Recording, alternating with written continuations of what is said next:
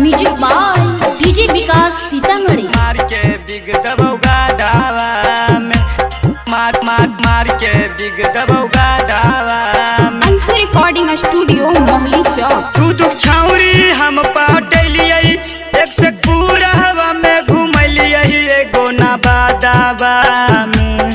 दू छाउरी हम पाटलिए एक से पूरा हवा में घुमलिए एगो नवादावा में। के छौरी के छोड़ के जैमी त मार के बिग दबौगा ढावा में। के छौरी के छोड़ के जैमी त मार के बिग दबौगा ढावा में। मार के बिग दबौगा ढावा में। मार के बिग दबौगा ढावा में। क्या खा नहीं बोलैनी छौरी ओख नहीं मिले अलियौगे। सोना के सिकरिया गे छौरी सोनरा से गारलियौगे। सोनरा से गारलियौगे। क्या खा नहीं बोलैनी गे छौरी ओख नहीं मिले अलियौगे।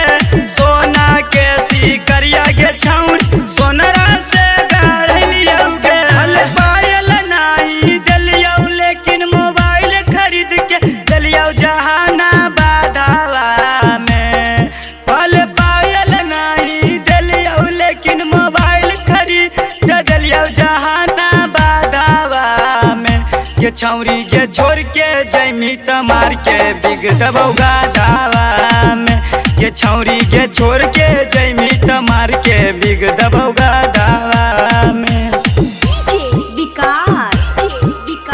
मार के बिग दबौगा ढावा में। मार के बिग दबौगा ढावा में। होना मोनाई कारई छौरी कारई नहीं बतिया। बिकी रंजीत के रैलू है यादतिया। रैलू है यादतिया। होना मोनाई कारई छौरी कारई नहीं बतिया।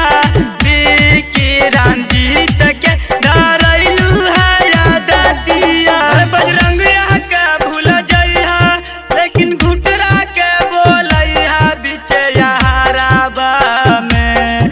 भले बजरंगिया के भूल जइहा लेकिन घुटरा के बोलैहा बीचे यहाराबा में। के छौरी के छोड़ के जैमी त मारबौ गोली तोर मारावा में। के छौरी के छोड़ के जैमी त मारबौ गोली तोर मारावा में। अंशु रिकॉर्डिंग स्टूडियो मोहली चौक।